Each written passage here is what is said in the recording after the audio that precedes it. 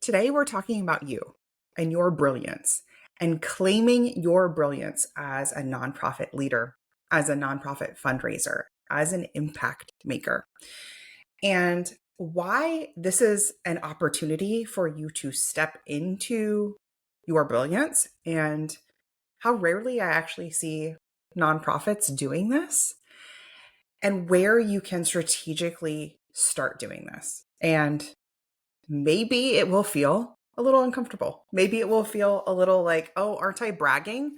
We're going to talk about that. We're going to talk about that. And like the nuance, because there is a difference between showing up and being like, we're the best, I'm the best, braggy, braggy, and what I'm talking about. So in June, I was in Greece and we hit Athens and then we hit a bunch of coastal cities and we hung out with family.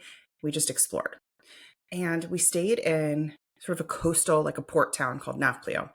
And we stayed in this Airbnb and it was so charming and it was so cute. It was like a top floor little apartment in this town. And we were in kind of like a residential area. And I noticed something that started to like tickle me in this apartment. So there's like 2 bedrooms, there's a living room and a kitchen, and there's a balcony. And at like key points in this Airbnb, there are these little signs, little markers like voted best Airbnb in 2022, 5-star reviews 3 years running. And they were these little markers of endorsements, of claiming their brilliance, right? Of claiming what they accolades, right? Successes. And we stayed there for about 3 or 4 nights. And it's really interesting because if you're surrounded by something like this, where somebody is like celebrating an achievement, celebrating a designation, because I've stayed at a lot of Airbnbs and sometimes when the pictures are not really like what you expected and you can sort of see like the cracks, so to speak, in what you thought it would be like versus what it was. And the difference here is that this Airbnb host not only was like claiming their brilliance, having these moments, but also had created an environment that really was a super host status, right? It really was well appointed. She was very thoughtful. It was great. You might be thinking like, oh, but that's annoying or flashy or desperate or something like that. But here's the thing. When you're around a message like that enough, it actually sticks. And it's up to the person consuming the message, seeing the message, to decide to agree with you or not. Now, we had such a lovely stay there that I was like, yeah, makes sense that they got 5-star reviews. Makes sense. Like, yes. And then it starts to solidify that message, which is exactly what the host wanted me to know, right? And so at the end of the stay, what does Airbnb do? They say, hey, how was your stay? Rate your host. Guess what I rated without even having to think about it. I was like, oh, that was a 5-star stay. Do you see how that loop was? It was created for me, not manipulated, but created for me with me in mind. So you may be thinking, okay, cool, but I haven't won any awards. This may be you personally. This may be your nonprofit, your mission. We're not the biggest. We haven't gone viral, but you don't need a trophy to claim the title. And that is the message I want you to hear. It's not about somebody giving you a medal, somebody giving you an award. It's about you actually saying, we are the best at this.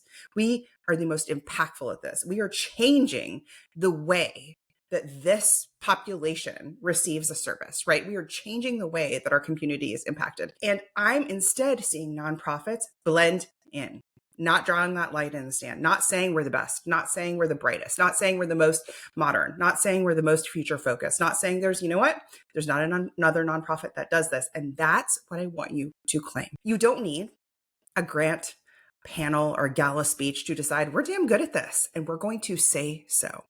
So here are some examples of things you can claim without permission, outside permission. Permission from yourself, you will need.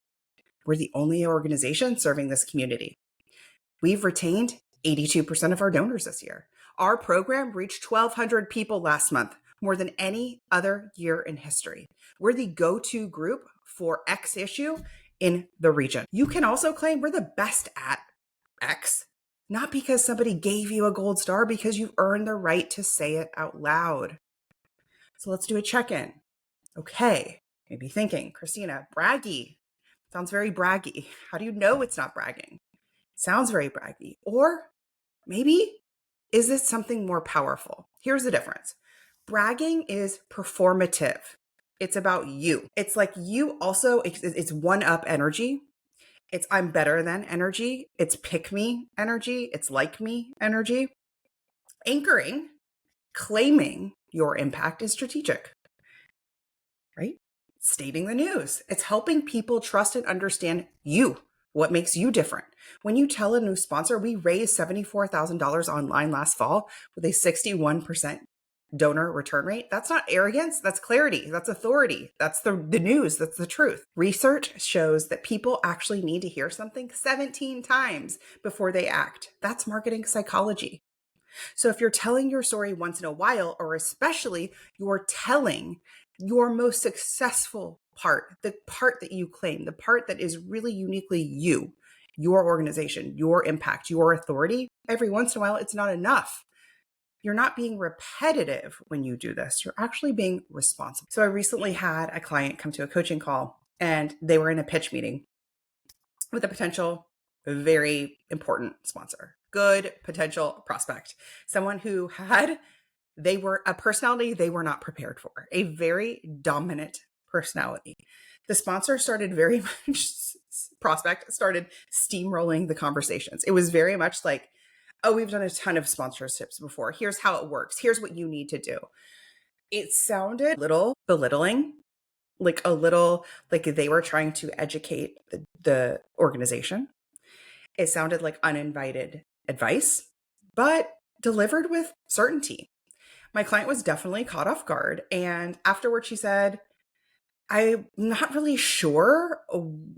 I was just so caught off guard. I just felt like she felt like she had to answer every sort of advice piece or here's how it works. And so she just felt overwhelmed. She said, I didn't even get to explain what we're best at. And here's what I told her. That was your moment to anchor, not by pushing back. You have to watch in these instances that you don't get in one upman energy, right? Where they're like, ba, ba, ba, and you're like, ba, ba, ba, right? But instead, that's so helpful. Thank you. We've also built campaigns that have brought in 200 donors and our partners. Here were our sponsors last year. Here's the impact we created for them. Here's what they loved. And then ask them, want to see what worked? What do you love to see in a sponsor? It's anchoring back in very calmly and claiming back in your power. That's how you re-rail a conversation that starts to go off the rails. It's really about then stepping into your strength, stepping into your power, and place an opportunity to plant your flag. So let's talk about where you can plant that flag. Where can you embed your best work so people can actually feel it before you say it? It's a good question, right? Maybe it's in your website header, trusted by 1,200 donors each year. I would love it if you say on your website how many recurring givers you have. You have 52? Great. 152? Great. 552? Say it. That is proof. That is endorsements. That is claiming your success. In your social campaigns, this campaign raised $58,000 to go directly towards this, right? Without grants, without this, without galas. In your pitch decks, we're the only one doing this in this region. We're the only one doing this in this way. The other nonprofits who claim to help this population are doing it in this old school way. It's antiquated. It has less success rates, etc.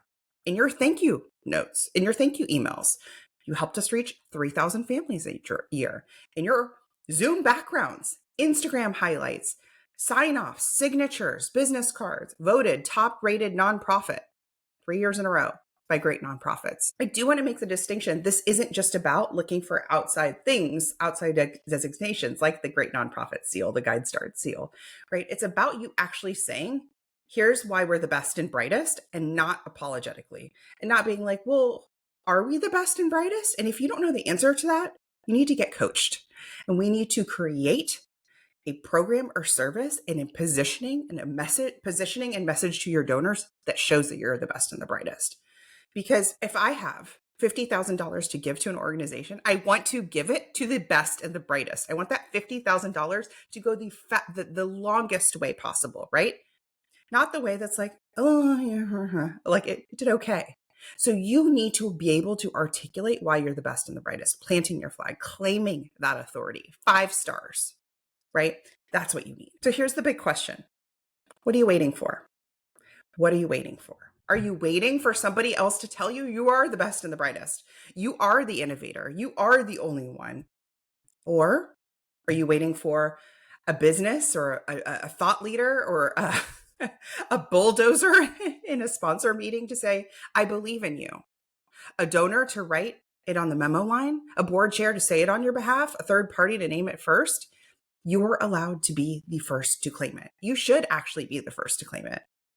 And that's the edge. Like, that's the growth work, is very often we are looking for somebody else to say, you're good, you can do this. But the call needs to come from inside the house first. You actually need to make sure your programs or services are doing it. And then you need to package that message in a way where you say it again and again and again. You don't say it like 17 other nonprofits say it. You say it like you say it. So it's scroll stopping. It's impactful. It's like this Airbnb. I've stayed at a lot of Airbnbs. Why do I remember this one?